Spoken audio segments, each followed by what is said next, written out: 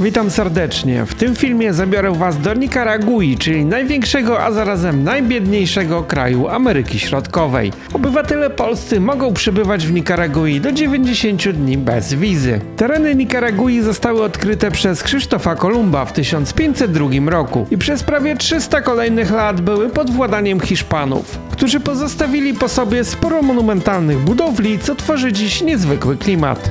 Zanim przejdziesz do oglądania tego filmu, zapraszam do subskrypcji kanału, zostawienia łapki w górę i komentarza dla zasięgu.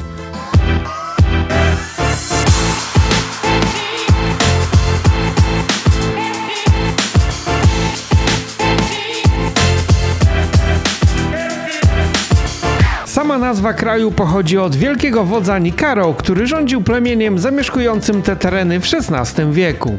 Oprócz dziewiczych lasów, kraj ten oferuje przepiękne plaże u wybrzeży Morza Karaibskiego i Pacyfiku, ze światowej sławy miejscami do surfowania. Populacja kraju liczy 7 milionów mieszkańców, a prawie 70% stanowią Metysi, czyli potomkowie Indian i Europejczyków. Językiem urzędowym jest hiszpański, ale w użyciu są również rdzenne miskito i sumo. Walutą Nikaragui jest Cordoba Oro. Nazwa waluty pochodzi od nazwiska hiszpańskiego konkwistadora Francisco Hernandeza Cordoby, który założył słynne miasta León i Granadę. Jedna Cordoba to około 11 groszy. Na terenie kraju leży 19 wulkanów, w tym aż 7 aktywnych i jeden z nich pokażę Wam w dalszej części tego filmu. Na terenie Nikaragui panuje wilgotny i gorący klimat równikowy. Niemal przez cały rok występują tutaj wysokie temperatury w okolicach 25 stopni i jak to w tej części świata bywa, mamy tutaj dwie pory roku. Suchą od listopada do kwietnia oraz deszczową od maja do października. 18% powierzchni kraju stanowią parki narodowe i rezerwaty, w których spotkamy ponad 700 gatunków zwierząt i ptaków. Głównymi produktami eksportowymi Nikaragui są kawa, banany, cukier oraz złoto. Sieć kolejowa w Nikaragui obecnie już nie istnieje. Całą kolej rozebrano i sprzedano na złom w 1994 roku. Obecnie po kraju możemy poruszać się dość tanio licznymi autobusami i busami. Krajem rządzi z przerwami od 1979 roku rewolucjonista i dyktator Daniel Ortega, który zwykle wygrywa wybory prezydenckie, umieszczając swoich kontrkandydatów w więzieniach. Ortega w ostatnich latach jednym ze swoich głównych celów uczynił walkę z Kościołem katolickim. Na porządku dziennym są aresztowania księży i biskupów oraz konfiskata majątków kościelnych. Pomimo tego kraj ten można uznać za ultrakatolicki, a w centralnym punkcie stolicy stoi okazały pomnik upamiętniający wizytę w tym miejscu papieża Jana Pawła II. Z centrum Liberii, z dworca La Pampa, wjeżdżają autobusy do granicy z Nikaraguą. Jak widać, do żadnego innego ludzie się nie tłoczą, a ta cała właśnie kolejka jest do autobusu, który udaje się do Nikaragui. I pomimo, że odjeżdżają co pół godziny, w kolejce do autobusu jest mnóstwo nachalnych sprzedawców wszystkiego. Są cinkciarze, którzy proponują wymianę waluty, są żebracy, tam w niebieskiej koszulce z tatuażami gościu chodzi i od wszystkich czepia się jakichś pieniędzy albo żeby mu kupić kawę. Bilet kosztuje $4. Autobus jest zatłoczony na maksa, czyli upchali tyle, ile weszło. Czyli jest tak bezpieczny kraj, że nawet baton ma antykradzieżówkę z marketu. Autobus dojeżdża na samą granicę i tutaj większość ludzi wysiadła wcześniej i teraz już można udać się do kontroli na wyjściu z Kostaryki. Przed opuszczeniem Kostaryki należy opłacić podatek w wysokości $8 i są do tego takie automaty i dopiero możemy iść do odprawy paszportowej. No także zdzierają, bo później przy wjeździe chyba też coś się będzie płaciło jeszcze z tamtej strony.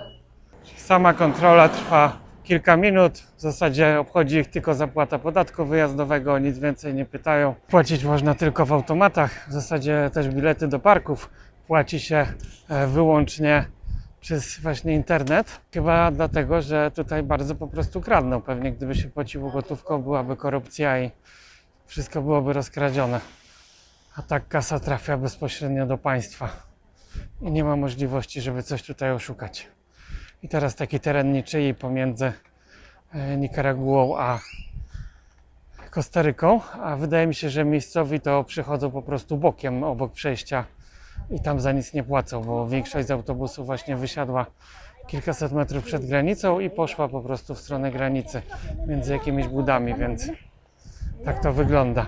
No jest tutaj pełno różnych cinkciarzy, którzy już oferują wymianę pieniędzy po tej stronie. No i zobaczymy, jak teraz odprawa na stronie nikaraguańskiej i tutaj chyba już będzie trudniej i dłużej. Udało się przekroczyć granicę w jakieś 15-20 minut, tak więc dużo szybciej niż się spodziewałem. Było trochę jakichś tam pytań, no i oczywiście opłaty. Tak więc za samo wejście do budynku płacimy $1. Później w kolejnym okienku płacimy $10.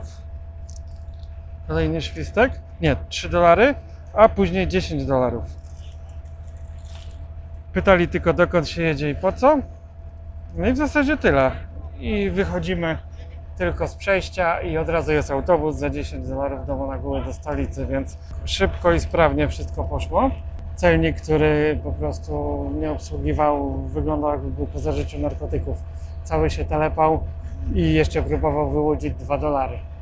Później mówiąc, że się pomylił. Swoją podróż po Nikaragui zaczynam od stolicy, czyli 2-milionowego miasta Managua, które zarazem jest największą metropolią Ameryki Środkowej. Ale nie znajdziemy tutaj wielkich wieżowców czy biznesowego centrum. Panuje tutaj raczej małomiasteczkowy klimat. Poza dzielnicą rządową i nadmorskim bulwarem, gdzie widać jako taki przepych, nie mam wrażenia przebywania w wielkim mieście. Pierwszy nocleg w Nikaragui, €32. Łazienki prywatnej nie ma, ale przynajmniej jest ten hotel bardzo blisko centrum, najbliżej jak w sumie było na Bookingu. No i taki pokój, no tanio nie jest też jak na takie warunki, ale chyba lokalizacja robi swoje. No, podłoga troszkę się rozpada. Widok żaden, są kraty, żeby tu nikt nie okradł. Jest uzbrojony strażnik. O, i telewizor jest wspólny na korytarzu, można to sobie oglądać. Zajebiście, nie? Są książki, gazety jakieś. By wejść do łazienki, trzeba sobie najpierw otworzyć kłódkę. Ciekawe, nie widziałem jeszcze takiego rozwiązania. No i taki standard jak za Gomułki. Ale przynajmniej prysznic potężny. Pierwsze wrażenia z Nikaragui. Most nad drogą, no boję się iść, kurwa, żeby to się nie zawaliło.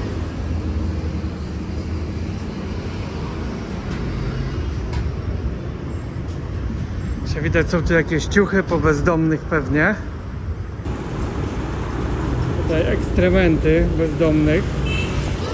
Jest tutaj już spora różnica w porównaniu z Kostaryką. O połowę taniej. Knajpa w galerii handlowej, czyli można powiedzieć, że droga. Jak na standardy tego kraju. Oczywiście tłum ludzi. I to, co widzicie na stole, kosztowało 42 zł, czyli 2 zestawy obiadowe z rybą, ryż, jakieś warzywa i 2 lemoniady. Także można tutaj po Kostaryce naprawdę odetchnąć z ulgą, jeżeli chodzi o ceny. Za mną właśnie świecąca postać Hugo Chaveza, czyli byłego prezydenta Wenezueli, który był komunistą i wielkim przyjacielem właśnie Nikaragui. Stąd jest tutaj taki jego jakby wielki posąg, nie wiem jak to w ogóle nazwać. Wszędzie są dekoracje świąteczne, bo już za kilka dni Boże Narodzenie. Jest tutaj bardziej swojski klimat, bardziej przypomina to, co znamy z Azji na przykład, niż to, co było w Kostaryce. Jak dla mnie dużo ciekawiej, ale chyba jest tutaj mniej bezpiecznie, bo wszędzie widać ludzi z bronią. Nawet w naszym hostelu ochroniarz ma broń. Tutaj za mną też stoi jakieś 2, nie wiem, policjantów czy żołnierzy z długą bronią. Przez pół godziny tutaj już widziałem kilkanaście osób z bronią, więc coś musi być na rzeczy, no ale zobaczymy dalej. Widać, że chyba będzie tutaj jakiś konkurs szopek. Powoli się ściemnia, więc zapalono światła. No szczerze mówiąc, czegoś takiego się nie spodziewałem.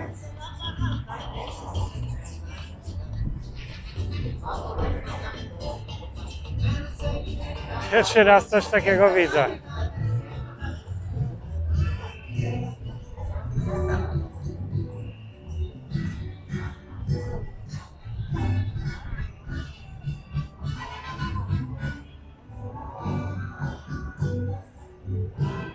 A tutaj strażak stoi z gaśnicą na plecach, no. To też dobre jaja. Chyba że oglądali akcję z naszego Sejmu. Okazało się, że odbywa się tutaj właśnie festiwal szopek bożonarodzeniowych. Jeżeli chcesz je dokładnie pooglądać, to wrzuciłem na kanał film, w którym dokładniej prezentuję te dzieła sztuki, a znajdziesz go w tej samej playliście. I to jest niby najbiedniejszy kraj Ameryki. A na razie widać przepych. No fakt, po drodze było widać, że są slumsy, jest też tutaj dużo biednych ludzi, więc być może per capita na głowę tak wychodzi, że dochód jest tutaj najniższy. No ale stolica ma rozmach, wygląda to ładnie, ludzie są weseli. Na pewno bardziej weselsi niż w Kostaryce. Jedzenie też widzę jest bardziej zróżnicowane. Tak, można kupić podrabiane zegarki tutaj też. Teraz mamy pałac prezydencki. Całkiem ładny biały dom. Tutaj jeszcze też takie iluminacje gwieździste. No i zauważcie, że tu można podejść, można sobie chodzić. Tam są stragany wokoło tego pałacu. Nie to co w Polsce. I to się nazywa świąteczny klimat.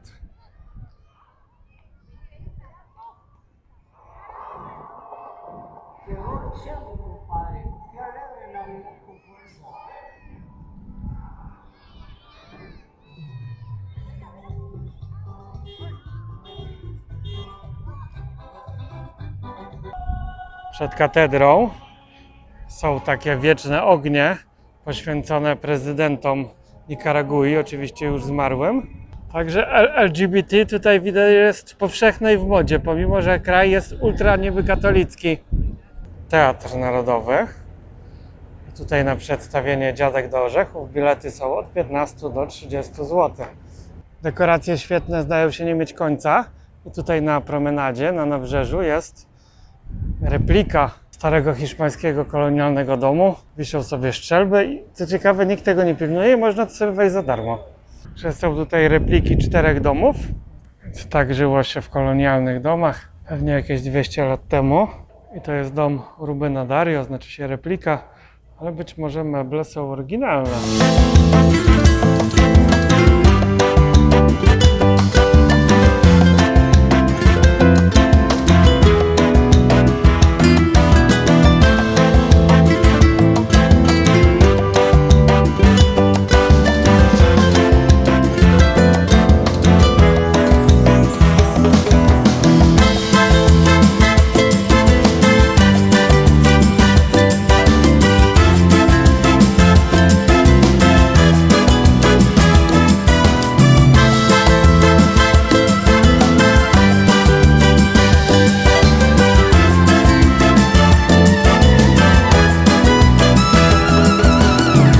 Stała jakaś kolejka, ustawiłem się, zapłaciłem $1 za jakiś bilet. Nie wiem w sumie na co jest narysowany statek, także może na jakiś rejs. Zaraz się okaże. Jest to, zdaje się, jakiś taki park rozrywki jakby. Tutaj ludzie po prostu płacą tego $1 i są jakieś dmuchańce dla dzieci, place zabaw.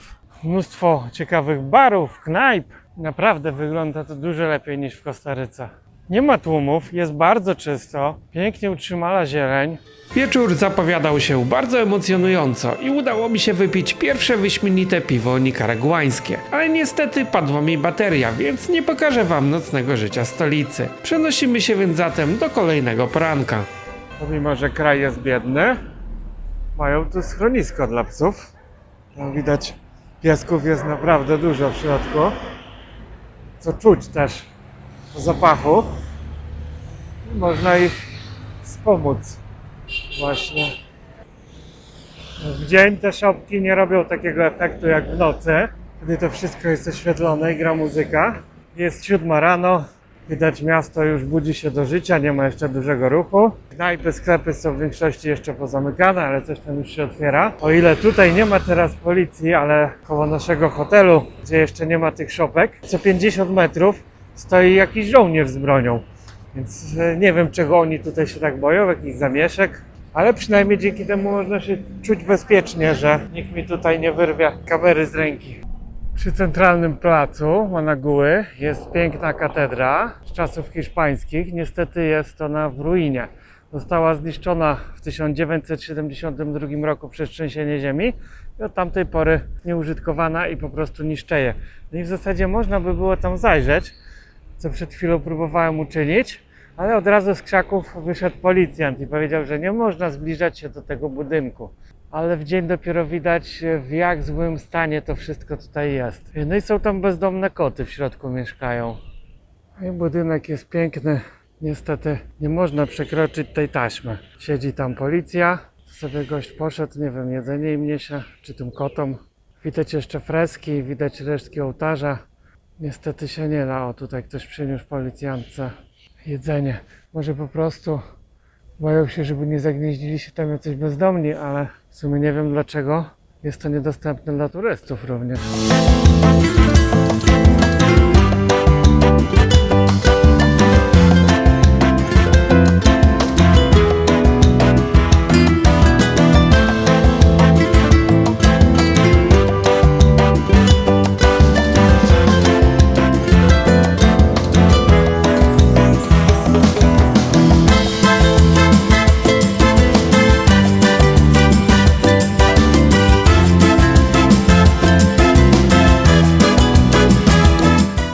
Pozytywne wrażenie jak najbardziej z tego kraju. Jestem mega zaskoczony.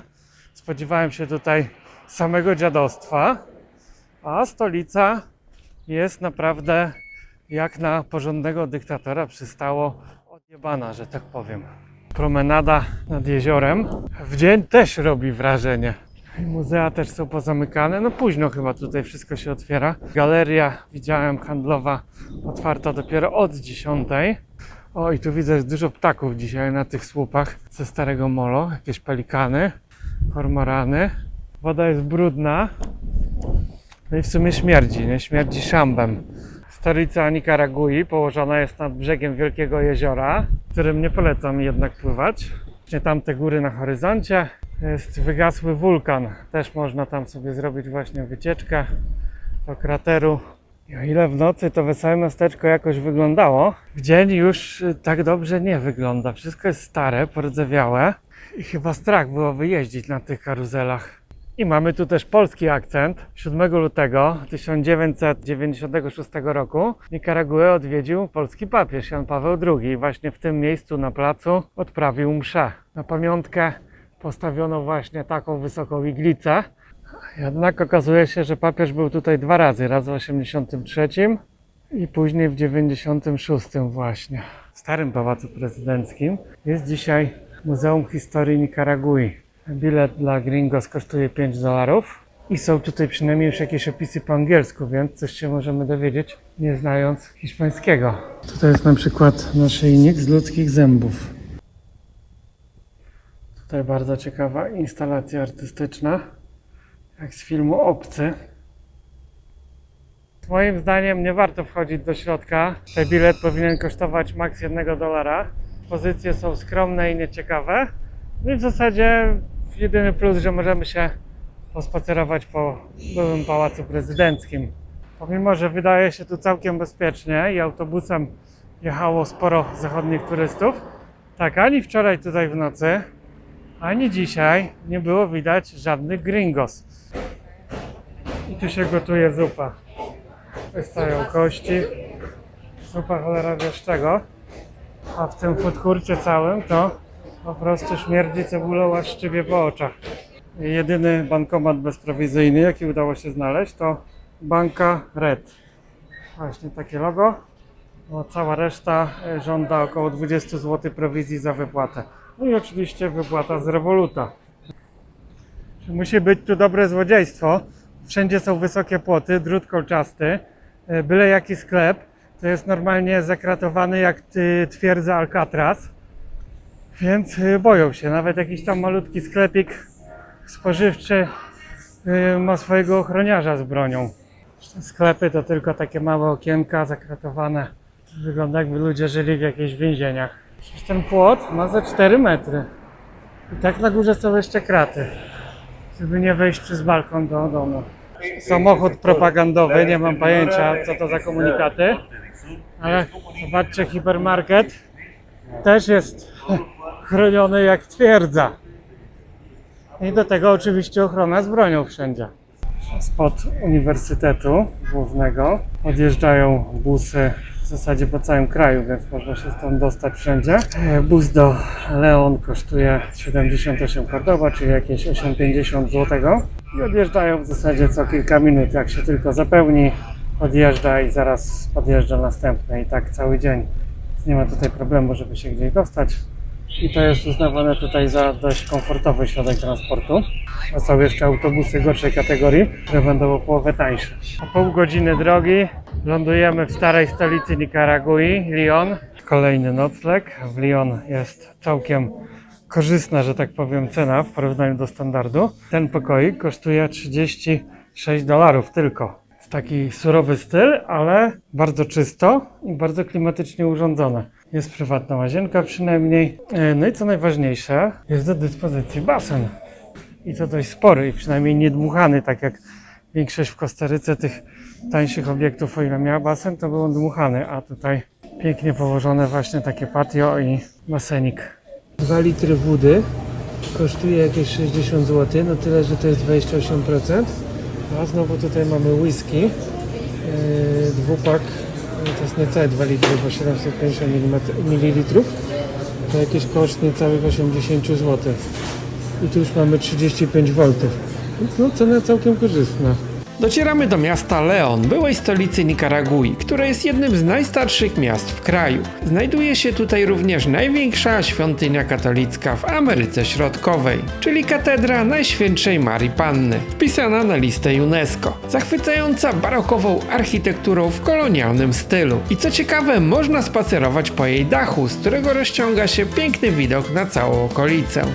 Po zakwaterowaniu w hotelu udajemy się za miasto w stronę Starego Fortu. O ile centrum miasta wydaje się bezpieczne, tak oddalając się od rynku, w oknach pojawia się coraz więcej krat, a domy zaczynają przypominać małe twierdze. Jednak kolonialna zabudowa wygląda naprawdę urokliwie. Co ciekawe, wszyscy odradzali wyprawę do fortu na własną rękę, ze względu na duże zagrożenie napadami i rabunkami. Podobne komentarze można wyczytać w opiniach Google. Być może to tylko straszenie przez lokalne agencje turystyczne, które zarabiają na wycieczkach, ale nie wiadomo. Ale nam udaje się bezpiecznie przejść zarówno przez miasto, jak i slumsy pod nim. Po drodze trafiamy jednak na ofiary chyba jakiejś strzelaniny, więc być może coś jest na rzeczy.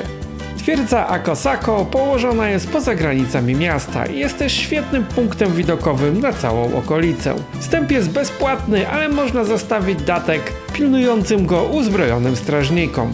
Fort został wybudowany w 1890 roku. Przez dużą część XX wieku służył jako ciężkie więzienie, gdzie przytrzymywani byli komuniści i wrogowie reżimu, a wielu z nich straciło tutaj życie w męczarniach. W 1979 roku był tutaj ostatni bastion obrony Gwardii Narodowej. Wtedy też po wielodniowym oblężeniu fort został zajęty przez siły rewolucyjne Somozy. W 1986 roku został ostatecznie opuszczony przez wojsko, a dziś jest pomnikiem rewolucji. Bilet na dach katedry kosztuje 110 Cordoby, czyli jakieś 12 zł. Ciekawe, dla lokalnych jest, to przeliczyłem, 33 grosze. Więc znowu mamy tutaj segregację rasową. Biały gringo musi płacić więcej. Na górze okazało się, że powinienem mieć bilet, a biletu nie dostałem. O czym poinformowałem. Strażnik powiedział, że rozumie, czyli podzielą się pieniędzmi po prostu moimi. I ciekawe, ile tak naprawdę kosztuje tutaj bilet. Oczywiście nigdzie żadnego cennika tutaj nie zobaczymy. Czy było cokolwiek gdzieś napisane, że płaci się tyle czy tyle. Żadnej recepty, paragonu, biletu. I stąd widać całą panoramę miasta, jako że nie ma tu w zasadzie wyższych budynków. Jest kilka innych kościołów, a już tylko z jednej strony widzę raz, dwa, trzy, cztery inne kościoły.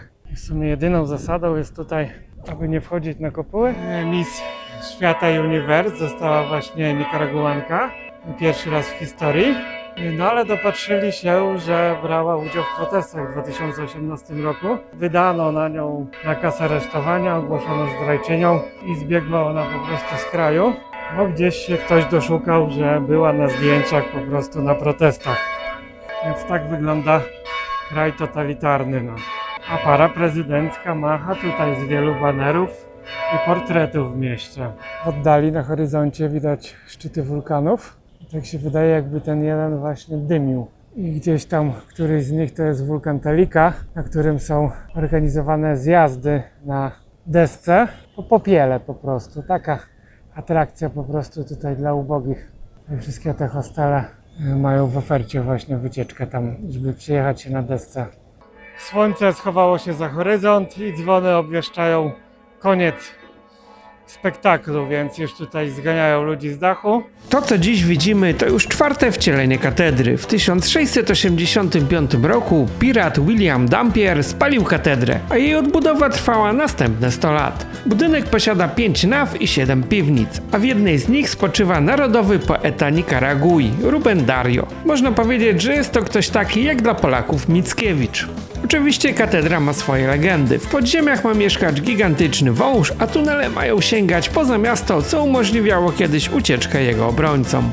Pokażę wam teraz trochę życie nocne w Leon. Na placu centralnym pod katedrą rozłożył się nocny targ, gdzie możemy kupić różne przekąski i wszelkiej maści chińszczyznę. W mieście na każdym kroku widać też symbole i odniesienia do rewolucji z 1979 roku. Jest też sporo ciekawych haseł propagandowych i murali. Jak to mówią, rewolucja wiecznie żywa. Aleja rewolucji. Są tutaj takie krótkie biografie osób, które zginęły podczas wyzwalania kraju z rąk kapitalistów. Ale co ciekawe, w ostatnich latach również są protesty przeciwko obecnej władzy i też giną ludzie, tylko tych już nikt nie upamiętnia, że nawet zginął tu jakiś Escobar. A to jest szpital miejski. No wygląda to tak, że lepiej tu nie chorować, ani nie mieć wypadku. Przyjechał taki styrowy karawan do szpitala. Też już chyba się wykończył.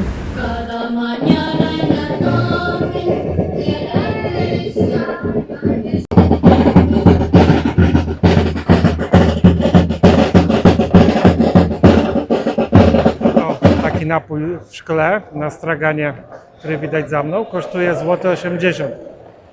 Butelka jest zwrotna, trzeba wypić i oddać. Freska, to jest z Coca-Coli.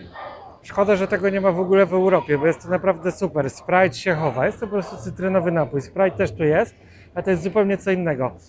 Ceny szejków oscylują od 9 do 11 zł. Tu był chyba jakiś zakon, ale jako, że większość zakonów została zamkniętych, zakonnice, które nie były Nikaraguankami, zostały wygnane z kraju. Tak stoi to pewnie opuszczone. Tak to wygląda.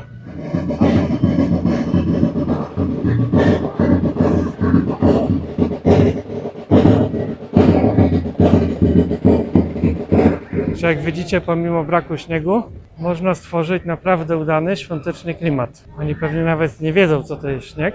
Większość nigdy w życiu na pewno nie widziała. W centrach miast jest bezpiecznie, tam sobie coś czasem śpi, tak jak tutaj. O, i takie rzeczy tutaj można zjeść. Jakieś banany, placki. Już wygląda ciekawiej, bo chyba nie jest to samo mięso. Ale głównie mięso. Jest nawet McDonald's. Pięknie zakamuflowany w starym kolonialnym budynku. Tam się ludzie modlą. A tu jest targowisko. A ponoć, czy nie ponoć, ale tak jest w Biblii napisane, że Jezus przegonił kupców spod świątyni. Tutaj widać, że oni się w ogóle tym nie przejmują.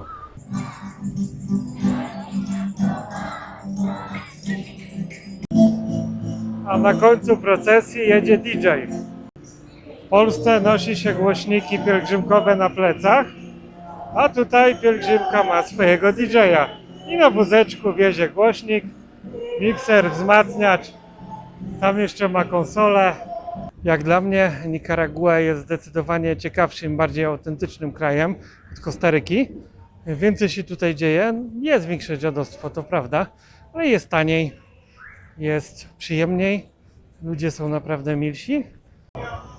Że popularną rozrywką jest tutaj robienie zdjęć na sztucznych koniach i tu jeszcze na bawole w dodatku.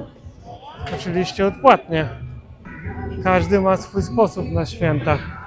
W ogóle ta karuzela, jak z Prypeci albo z filmu Freddy'ego Krugera.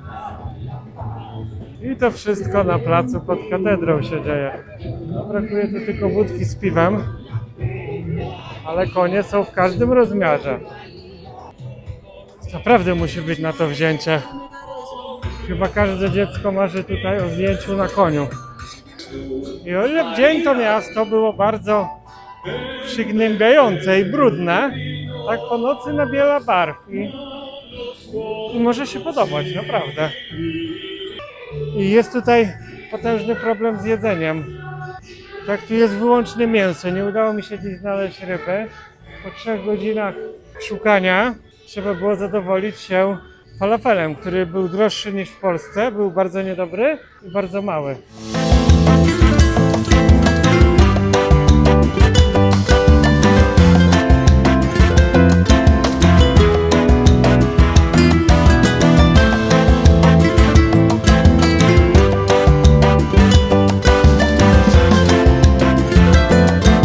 Czas już spać, aby rano wstać i ruszać w dalszą drogę. Kolejnego ranka ruszamy do miejscowości Masaya, która leży u stóp aktywnego wulkanu o tej samej nazwie. Samo miasteczko jest raczej nieciekawe i oprócz zabytkowego targowiska z czasów hiszpańskich i lichego zapuszczonego parku nie ma tutaj nic ciekawego do roboty, ale jest to właśnie najlepsza baza wypadowa do pobliskiego wulkanu.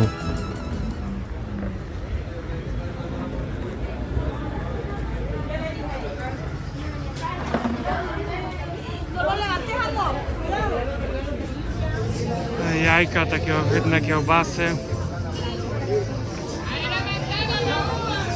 Ciężko się tu w ogóle przecisnąć przez to targowisko. Jeszcze motory, żebracy.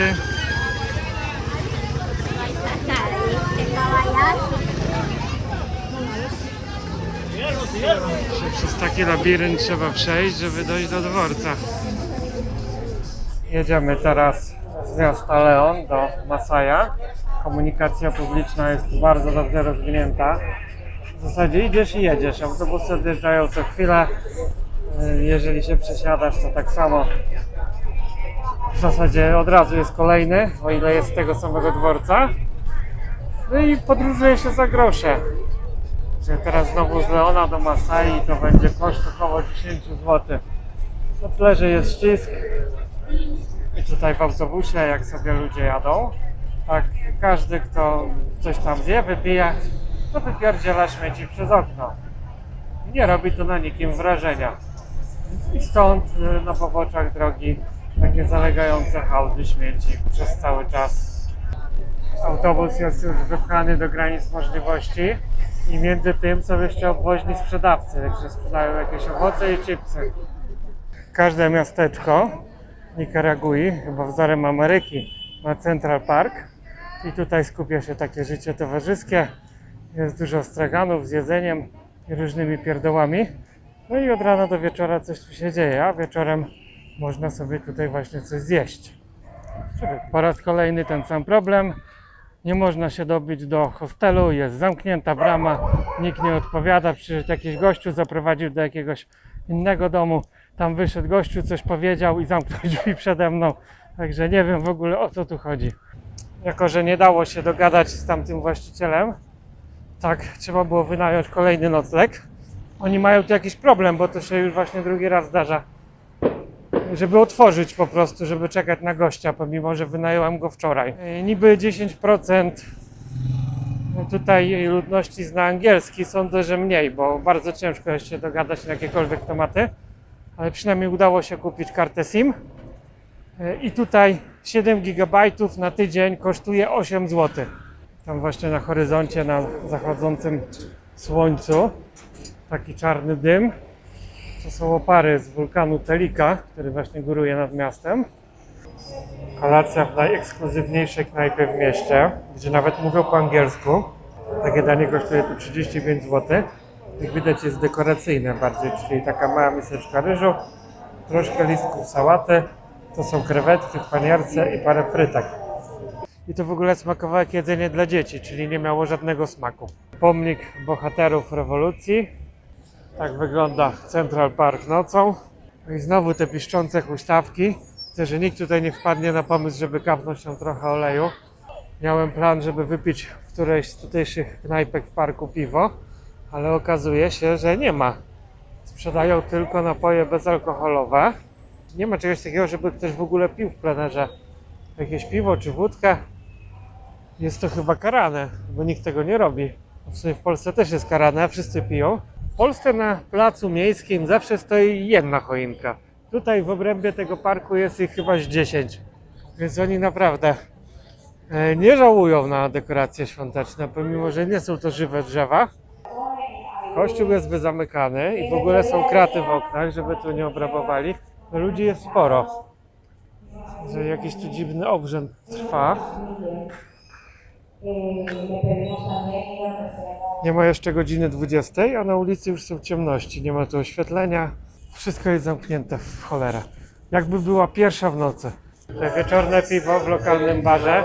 Tutaj bardzo szybko kończy się życie nocne, jest godzina 19, a już zaczyna to świecić pustkami. Oni po prostu, nie wiem, szybko chodzą spać, a też rano nie wstają. Nie wiem, co oni robią w nocy. Kolejnego dnia rano ruszamy do wulkanu Masaya. Zamiast korzystać z drogich wycieczek, można obrócić tam za kilka złotych lokalnym chicken busem. Ale na bramie wjazdowej do parku okazało się, że nie można tam wejść pieszo. Trzeba więc poprosić kogoś, kto ma wolne miejsce w aucie, o przewiezienie przez bramę. Wulkan jest aktywny i dymi, ale poświatę lawy widać tylko po zachodzie słońca. Warto więc wybrać się tam przed wieczorem. Po drodze na wulkan możemy też podziwiać pole lawowe z poprzednich erupcji oraz okazałe kaktusy. Ale chyba sama jazda lokalnym autobusem dostarcza dużo większych wrażeń niż wulkan. Im bliżej do miasta, tym więcej ludzi w autobusie. Jest po prostu taki ścisk, że nawet nic nie widać tutaj. Tu jest ponad 100 osób w tym autobusie na pewno, jak nie lepiej. Kolejnego dnia rano jeszcze tylko krótka wizyta na lokalnym targu i ruszamy chicken busem do miasta Granada, które słynie z pięknej kolonialnej zabudowy. Mercado, czyli stare hiszpańskie targowisko z 1890 roku. I wygląda to trochę jak taki zamek, a tu proszę kolejka ludzi stojących do banku po wypłatę przed świętami. Chyba dzień głównie upływał u nich na odpoczywaniu. Stąd jest bardzo duży wybór hamaków. Jeżeli ktoś ma możliwość, to polecam sobie właśnie zakupić w tym kraju, bo stosunek ceny do jakości jest naprawdę niezły.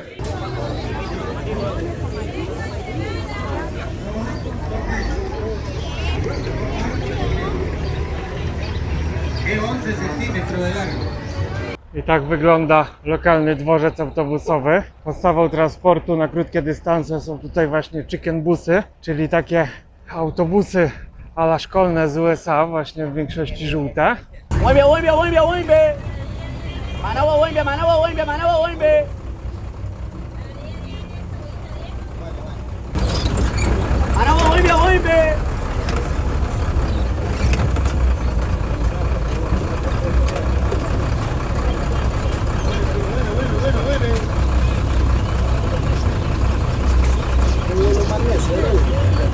Bilety kosztują z reguły po kilka złotych przez drogę. I oczywiście chodzą woźni sprzedawcy, tak więc można sobie tu kupić wszystko. Leki, jedzenie, picie, paski, hamaki, żywe kury. Akurat ten autobus jeszcze na razie nie jest zatłoczony, ale pewnie zaraz się zapełni. Tak się podróżuje po Ameryce Centralnej. Chicken Bus. Nazwa wzięła się od tego, że przewozi się tu po prostu wszystko, między innymi kury. I właśnie teraz gdzieś z tyłu słychać tam gdakanie kur, że faktycznie wożą. I oczywiście jest on też zapełniony na dachu jakimiś skrzyniami, pakunkami, więc każdy, co ma do przewiezienia, tak może tutaj załadować. Granada jest pierwszym miastem założonym przez Europejczyków na kontynencie amerykańskim. leży nad brzegiem jeziora Nikaragua, które jest 20. największym jeziorem na świecie. W mieście momentami wydaje się, jakby czas zatrzymał się tutaj co najmniej 100 lat temu.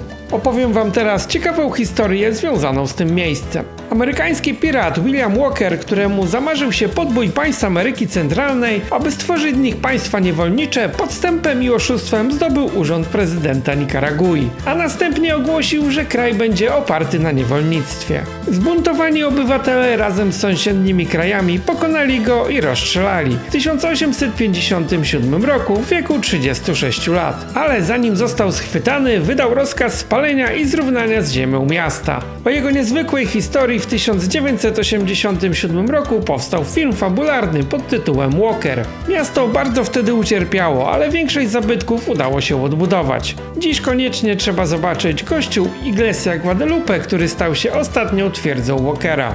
A także kolorowy deptak z mnóstwem straganów, który ciągnie się od parku centralnego do jeziora, oraz żółtą katedrę z 1583 roku, która jest połączona podziemnymi tunelami z innymi kościołami w mieście.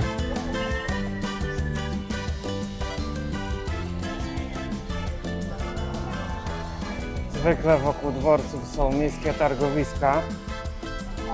To jest też bardzo rozległe. Można tu kupić wszystko.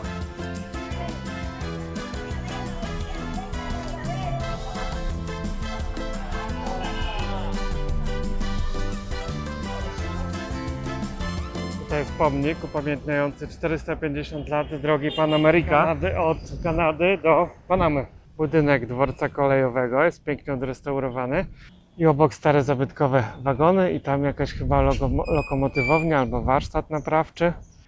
Pierwszy pociąg przyjechał na tą stację w 1886 roku. W 1912 został przebudowany przez amerykańską piechotę morską, a niedawno zostało to wszystko odremontowane przez ambasadę hiszpańską i obecnie służy jako szkoła i warsztat. Jest też stary parowóz, no ale niestety nie można do niego podejść, tylko można pooglądać z płotu, bo dziś w miejscu, gdzie kiedyś biegły tory, powstały modne knajpki. A teraz jest to wyzamykane, pewnie wszystko otworzy się wieczorem. I jest tutaj też obrotnica do wagonów lokomotyw, więc to jeszcze zostało. I oto czystość po nikaraguańsku. Rzeka, która płynie przez środek miasta, oczywiście zamieniona w rynsztok. Więc tutaj sprzedawcy noszą na głowie swoje towary, oczywiście głośno komunikując, że mają coś do zaoferowania. Grenada to z pewnością najładniejsze miasto Nikaragui. Mają tutaj ciekawe podejście do sztuki. Można sobie na przykład kupić obrazek z babą na kiblu. Tutaj są żaby uprawiające seks w różnych pozycjach. Więc no, nigdy czegoś takiego nie widziałem. Naprawdę oryginalne pamiątki. Granada jest też najdroższym miastem, co już miałem okazję tu sprawdzić. Za Coca-Colę, za którą płaciłem 13 kordobów w Leonie, tutaj zapłaciłem 40, czyli prawie 4 razy drożej. Tutaj ponoć Wigilia wygląda coś jak u nas Sylwester. W ten deseń ma to wyglądać, z tego co opowiadają miejscowi, ale zobaczymy. Zobaczymy w praktyce, tak więc też będziecie mogli obejrzeć, że z boku kościoła przejść też nie można, bo są druty kolczaste. Więc księża się boją, no nie dziwota. W końcu wczoraj aresztowali tutaj jednego z biskupów za to, że modlił się w kościele za innego biskupa, który został aresztowany wcześniej, więc ten dyktator się po prostu tutaj, to się mówi, nie patyczkuje. Dlaczego wydał walkę kościołowi? Bo papież Franciszek nazwał go publicznie dyktatorem i powiedział, że źle się tutaj właśnie dzieje przez niego. No i to jest taki odwet. Zostały wydalone z kraju wszystkie zakonnice, które nie mają obywatelstwa Nikaragui, księża i zamrożone konta kościelne, kościelnych parafii. Być może to był kiedyś pałac biskupa, a teraz jest jakaś galeria sztuki ewidentnie. I właśnie większość tych starych kamienic domów ma właśnie takie patio na środku zielone. Całkiem ciekawy obraz na wystrój baru. Zdecydowanie jest tutaj najwięcej wszelkiej maści naganiaczy. Cały czas oferują jakieś wycieczki. Oczywiście nikt nie mówi po angielsku, ale wycieczki chcą sprzedać. Tutaj typowi backpackerzy amerykańscy, po 3 plecaki nawet. Ja przyleciałem z takim malutkim, co gościu niesie w ręku. Tutaj jest siedziba miejscowej partii, jedynej słusznej oczywiście. No i w sumie jedynej w kraju. Przyjadł grillowany kurczak, 8 dolców. Po 15 dania z wołowiny. No nie jest to tanie jak na standardy Nikaragui. Te ceny już bardziej przypominają Kostarykę. Kawa to koszt niecałych $2, najtańsza $2,5 lata. Ale nadal taniej niż w Polsce. A knajpa naprawdę jest piękna. I tak właśnie wyglądają tutaj knajpki poukrywane w tych kamienicach. Klasztor San Francisco kiedyś był ufortyfikowany dookoła murem. Teraz widać, że tego muru już została tylko część. I tutaj widzę rosyjskiego ułaza. Pierwszy raz. Więc nawet tutaj te auta zostały wyeksportowane. Tuż obok Central Parku znajduje się Dom Trzech Światów. Wstęp tutaj kosztuje tylko 20 kordobów, czyli jakieś lekko ponad 2 zł. No i to już cena jest akceptowalna, że tak powiem. Jest to takie muzeum sztuki urządzone właśnie w starej kolonialnej kamienicy. Są 3 patia. Sztuka jak sztuka. No, ktoś lubi, to też będzie usatysfakcjonowany, ale samo obejrzenie właśnie chociażby tego miejsca myślę, że jest konieczne, aby sobie uświadomić, jak kiedyś żyli koloniści, grabiąc właśnie te tereny ze złota surowców. Można podejrzeć od razu przy pracy chłopaków.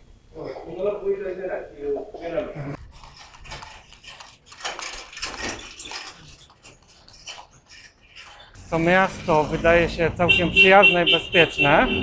Tak też są tutaj wszędzie kraty w oknach i w drzwiach. Zobaczcie, że nawet jak są jakieś mocne drewniane drzwi, to i tak są zakratowane. Często krata jest w ogóle podwójna. Wszystkie jakieś takie wejścia do bram, to już jest jedna krata tutaj i za kilka metrów krata kolejna. Także pomimo tej ładnej otoczki chyba też jest tutaj jednak złodziejstwo. Tak wyglądają nawet jakieś spożywcze sklepiki, w których na pewno nie ma za wiele do ukradzenia. Malutkie okienko, przez które nawet można włożyć tylko rękę i ciężko by było złapać sprzedawcę za gardło. I właśnie jak twierdza, nie? A co tam mogą sprzedawać? Jakieś napoje, bułki, chipsy? Nie wejdziesz do środka, kupujesz przez okienko. A tutaj mamy ruiny starego hiszpańskiego szpitala. Widać, że dach się zawalił, ale ktoś tutaj dba o otoczenie, są kwiatki, trawa jest przystrzyżona. Też widać jakieś narzędzia, więc coś tutaj remontują, żeby to się nie zawaliło do końca. Nie wiem, co oni tu mają z tymi ruinami. Oczywiście też jest strażnik i za cholerę nie pozwala się zbliżyć, żeby zajrzeć tam do środka. Także nie dało się od frontu, ale da się wejść od tyłu. To jest to trwała ruina. Zachowała się podłoga, tu już wszędzie porastają krzaczory. No jest oczywiście kupę śmieci, zrobili sobie tutaj śmietnisko miejscowi. Są właśnie stare, ale takie kolumny stare. Widać, że zawaliło się to naprawdę wiele lat temu, bo już porosły tutaj wielkie drzewa. No i szpital był duży, na pewno na przynajmniej kilkaset osób, może nawet kilka tysięcy. Wygląda to jak więzienie, to nie jest więzienie, to jest mur kościoła. Wysoki na kilka metrów i zwieńczony do tego drutem kolczastym. Na bramie też takie pikowane kolce. Jak wszyscy mają te szopki w domach, choinki, stajenki, ale chyba, żeby obrabować kościół, to nie mieliby skrupułów tutaj zbytnio. W mieście jest też stara hiszpańska twierdza prochowa. Wybudowali Hiszpanie to miejsce do przechowywania prochu. Następnie były tutaj koszary wojskowe, a na końcu więzienie. Obecnie jest to nieużywane i akurat obecnie zamknięte, dlatego że niby trwa remont i ma tutaj zostać zrobione muzeum.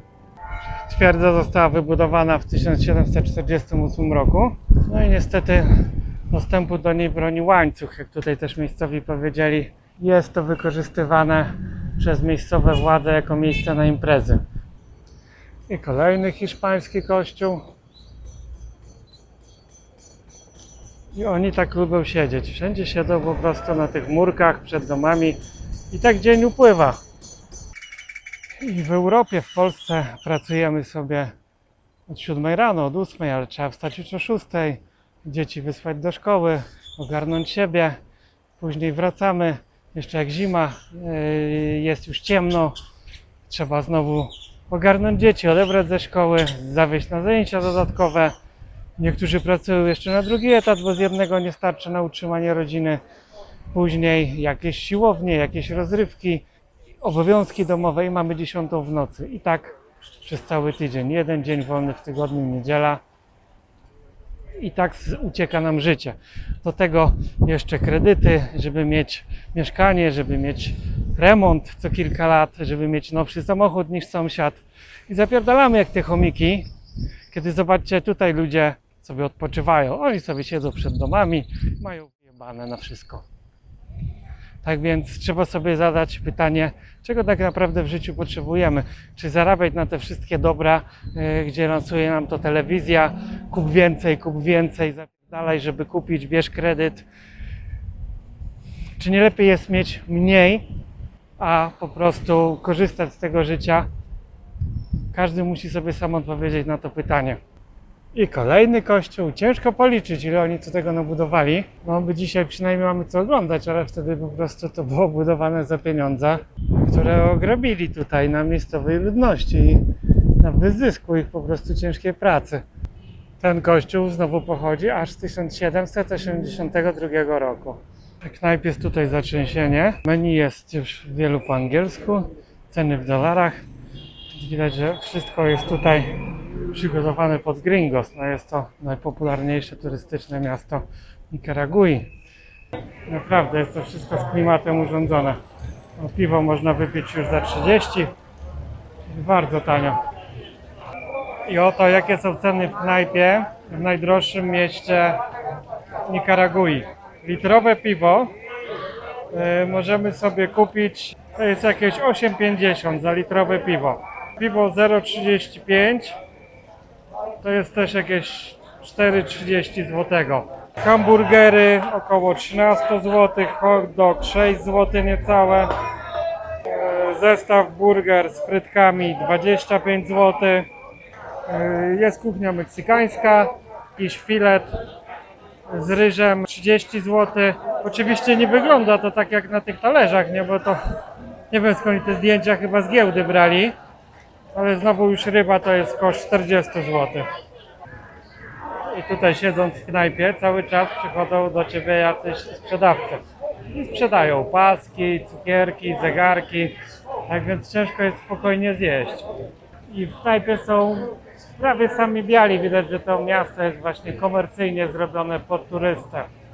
No niestety. To już koniec pobytu w Grenadzie i czas kierować się do nadmorskiego kurortu San Juan del Sur. Komunikacja publiczna niby jest tutaj dobra i cały czas wszystko jeździ, tylko problem jest w tym, że często jest kilka dworców i żeby dojechać z punktu A do B, trzeba jeszcze się przejść po mieście, żeby zmienić dworzec. No i trzeba się przeciskać przez coś takiego, no. Przez kilometr czy dwa, czy więcej. Widzę, że Hiszpanie lubili budować takie właśnie okazałe targowiska w swoich miastach kolonialnych. I to jest właśnie tutaj Mercado w Grenadzie. Naprawdę robi wrażenie, a jest to zaniedbane mocno. No i oczywiście tutaj na dole straszny pierdolnik. Wszyscy handlują czym tylko mogą.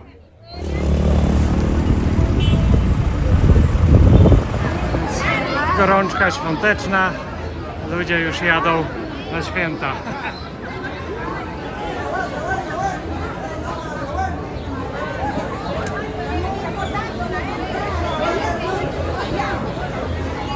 Wtedy dantejskie, każdy się pcha, no normalnie jak w Indiach.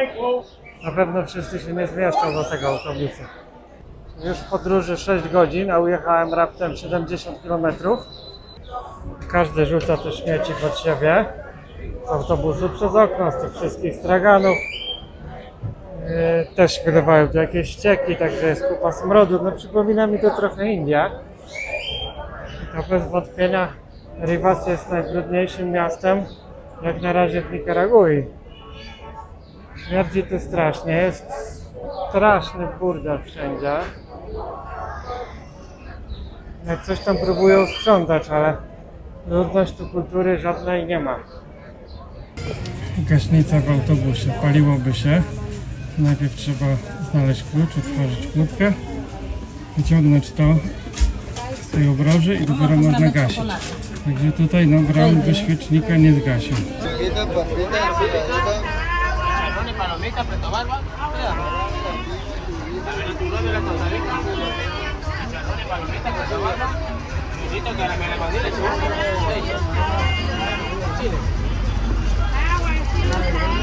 Autobus sunie powoli do nadmorskiego kurortu, ale to już będzie historia na kolejny odcinek, w którym pokażę wam, jak wygląda pijacka wigilia w wykonaniu latynosów w tropikalnym wydaniu.